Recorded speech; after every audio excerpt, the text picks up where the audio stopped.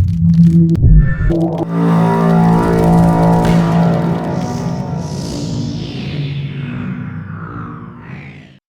everybody, what's going on, and welcome to Guns N' Roses Central. And before we get started with this week's news, I want to let you guys know that you should go visit GNRCentral.com.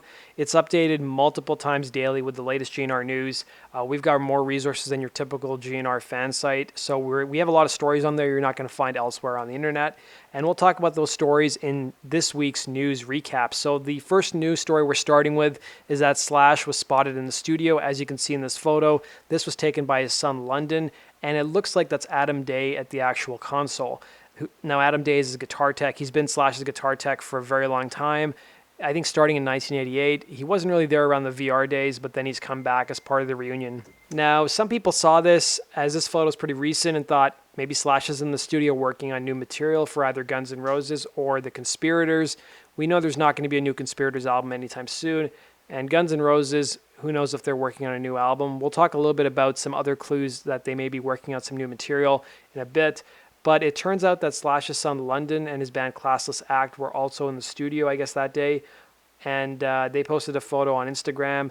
And they also happen to be looking for a lead singer. So if you guys are interested in auditioning for Slash's son's band Classless Act, they're asking for people to audition by sending in basically a demo, or basically a version of them singing the song Out to Get Me from Appetite for Destruction. So I'm kind of curious how long it's going to take for them to find a singer, whether it'll be quicker than Velvet Revolver took. So we've also got some Axl Rose news. So it made a lot of news in a lot of rock magazines, even like some major news outlets carried this. So he hasn't been active on Twitter for a little while. I think the last time he was on Twitter was when Paul Buckmaster passed away. He'd worked on Chinese democracy, and now he recently tweeted about Donald Trump again. Axl's had a number of tweets about Donald Trump, and there's this new book that's out now, written by this author Michael Wolff, which has been in the news, if you guys haven't been watching the news, about all these stories about what's going on in the first, year or so of Trump's presidency, all the stuff questioning his mental health and stuff like that. So Axl went on Twitter and just wrote some tweets about Donald Trump, and of course they weren't very positive tweets. So we had a bunch of great news, not only for Guns N' Roses on tour, but also for some of their past albums. So their greatest hits collection recently surpassed the 6 million units sold mark in the US. So the greatest hits album has continued to sell well since it came out in 2004.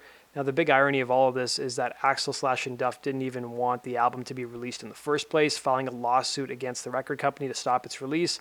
However, they were unsuccessful in doing so. Now, I'm sure the reason it's still selling well is because the reunion, I'm sure, is helping as well. So according to Billboard, the Best Of album surpassed 6 million units in total sales in the US, as it sold another 4,000 copies in the week ending December 28th, up 14% from the previous week. So the set's sales now stand at 6.002 million.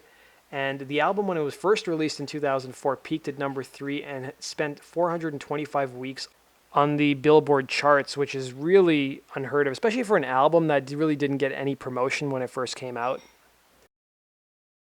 So we've got some other Guns N' Roses news related to the Not in This Lifetime tour. Now, we knew this tour was massive. They're making hundreds of millions of dollars.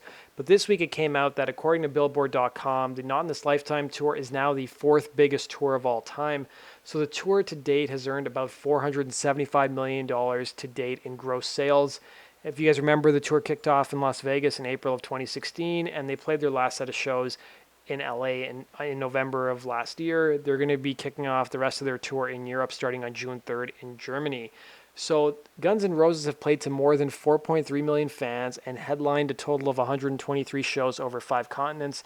Now, apparently these numbers do not include festivals that Guns N' Roses have headlined while on this tour. And according to Billboard, the Not in This Lifetime tour recently surpassed Roger Waters' The Wall live tour to become the 4th highest grossing tour of all time. The Wall tour earned a whopping $459 million from 2010 through 2013. If you're wondering who took the top spot for all-time tour, it's U2. They had the highest grossing tour of all time with $736 million from their 360 Stadium tour, which ran from 2009 to 2011. And the number 2 spot was Rolling Stones for their Bigger Bang tour from 2005 to 2007. They brought in a total of $558 million. And Guns N' Roses were just edged by Coldplay for the 3rd spot. Coldplay from 2016 to 2017 took in $523 million. So I'm hoping when Guns N' Roses go back to Europe this summer they'll edge out Coldplay, because Coldplay definitely does not deserve to be on the same list as Guns N' Roses. So with 2017 wrapping up, we also learned that Appetite for Destruction was one of the best-selling vinyl records in the UK last year.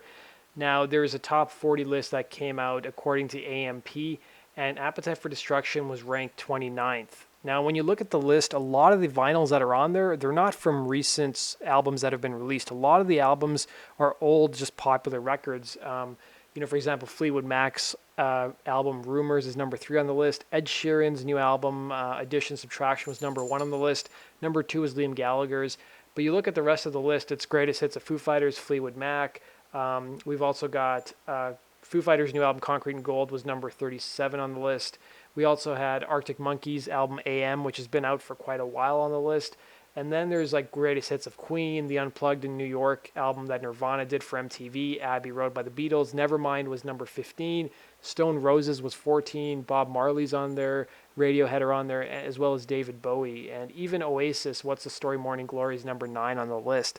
So according to the article, vinyl sales are actually on the upward trend in the UK. So the UK saw another year in which vinyl sales increased, with 1 out of every 10 physical musical purchases being made on vinyl. So 4.1 million total LPs were purchased in 2017, which is a 27% rise over 2016. So if you guys want to see the full list, I've linked to it down below, and I want to thank my subscriber Nathan for sending me this story. We also have some news regarding Duff McKagan and his new album coming out with Walking Papers.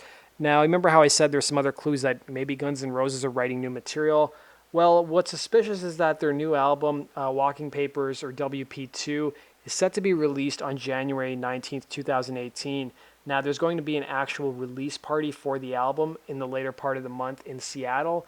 And if you guys go to the Walking Papers Facebook page, they talk about details regarding this event.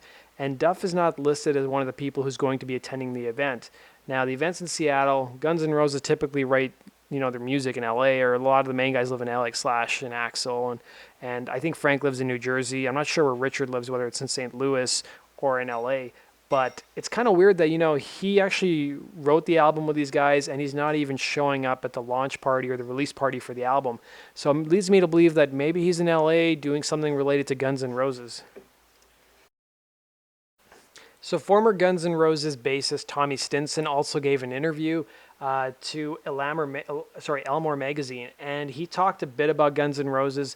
Now, probably the most interesting part of the interview was when he was talking about how he got the gig. He said, "My buddy Josh Freese was playing in the band. It was sort of lark that I even went and auditioned, but it was a great run for me, a great 17 years of my life that I put into that, and I'm thankful for it. I know all those guys and I'm friends with them. Duff and I met about halfway through, and we discovered that we had a lot in common. For example, his band opened for the Replacements back in the day. It was a great experience for me, and I have nothing but good things to say about it. Axl Rose is a pretty solid guy. If you're on his good side, he's got your back. We've had our ups or downs, but ultimately my experience with him was great." So we've got some shout-outs to Guns N' Roses on a couple TV shows. So Jeopardy had a number of categories that were referencing Guns N' Roses in one of their first rounds on one of their shows this past week. So you can see they have Take Me Down to the Salt Lake City. Another one is Where the Grass is Green and the Girls Are Pretty is another category. Now, sadly, none of the categories, when you selected them, had any questions about Guns N' Roses. We also had the TV show Young Sheldon give a shout-out to Guns N' Roses. One of the characters on the show actually wore a Guns N' Roses shirt, and then one of the characters' bedrooms actually has a poster of Axl Rose in it. So I want to thank Jeff for sending me these photos. I don't watch the show myself, so I'm not familiar with who the characters are, but I thought that was cool that a couple TV shows were giving some shout-outs to GNR. And our final news story of the week concerns comedian Andrew Dice Clay. Now, if you guys remember, Andrew Dice Clay goes way back with Guns N' Roses. He opened for them in 1992 at the Rose Bowl when Guns was touring with Metallica. And he had said this before, but it came back in the news this past week that he claimed at least partial credit for the Guns N' Roses reunion. So he posted a photo from the Troubadour gig they did, and he basically said that his son Max, who is the drummer of Still Rebel, used to tell him that basically he was the only guy in Hollywood that could put Guns N' Roses back together. And basically he talked about how he ran into Slash in Australia, sat him down and told him to get the band back together, and how he went out for brunch with some of the people in the inner circle of GNR and decided that Slash should be the one who should reach out first. And he claims that because of his actions and getting involved, like Guns N' Roses reunited. Now, Steven Tyler also claimed credit when he was on Howard Stern for getting Guns N' Roses reunited, and even Fred Durst of Limp Bizkit claimed credit as well. So who knows what the real story is, but that's pretty much the news for the week, guys. Thanks for watching. Be sure to visit GNRCentral.com. You're really the only news source you need for Guns N' Roses stuff. Hell, just make it your homepage and you'll be happy the rest of your life. So thanks for watching, guys. Have yourself a good one and hope you have a good week. Take care.